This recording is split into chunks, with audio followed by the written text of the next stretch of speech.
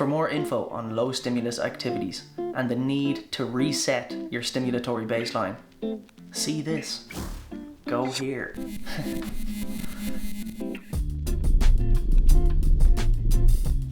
It may seem paradoxical, but slowing down and doing less, to take time back for yourself, is the best way to figure out what the frick to do with your life.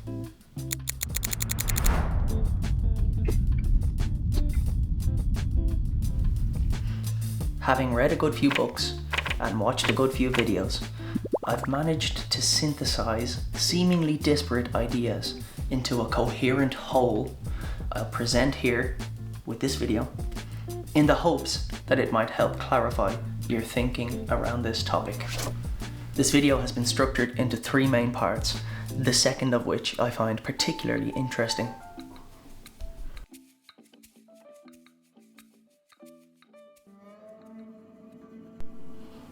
With everything becoming intolerably fast and the social media environment bombarding our minds with endless streams of information, I think it's worthwhile to take the time for yourself and simply look around for a while. To disconnect from that virtual world, to disconnect from the world of the demands of all the other people in your life, and just come back to yourself.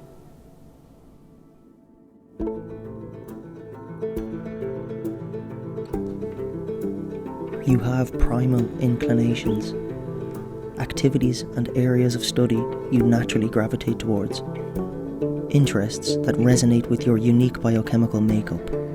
Go after them, relentlessly.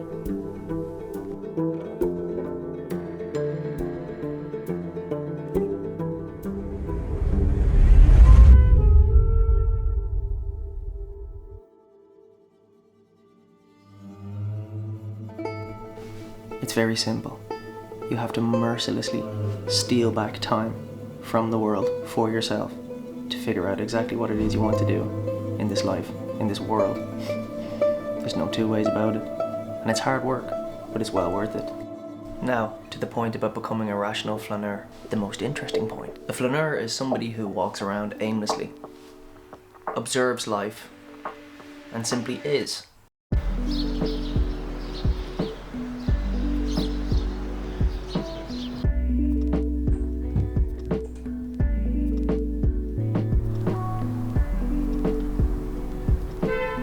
So much air traffic. A rational flâneur is somebody who goes about tinkering with the world, playing with the world in a trial and error type way, who learns from the errors he or she makes. And those errors always carry only small downsides.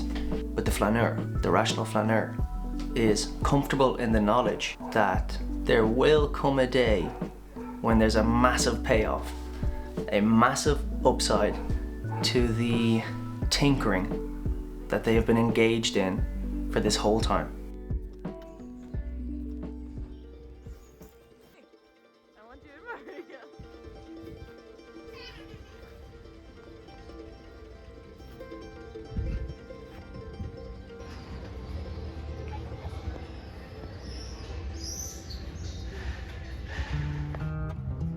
I think what romanticizing your life means is to prioritize and care for yourself, which means valuing who you are and how you see the world, especially when how you see the world doesn't completely align with how you're told other people see the world.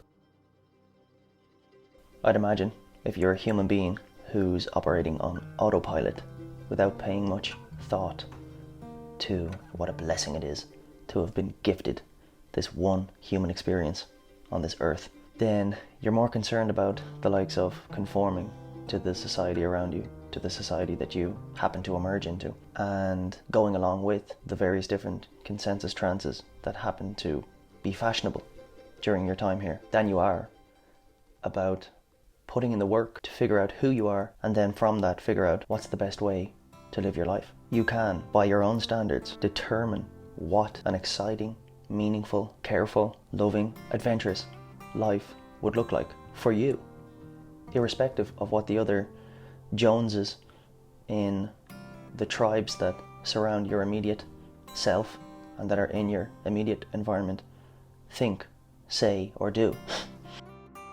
What romanticizing your life is about is taking advantage of the virtual world you run in your head, that we all run in our heads.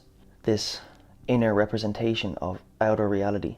You can take advantage of that and derive meaning, love, purpose from it, and eventually become the most agentic and effective version of yourself you could ever imagine. What a thrill, what an adventure, what an exciting and stimulating way of thinking about who it is you are and what you could become and what you could possibly do with your life.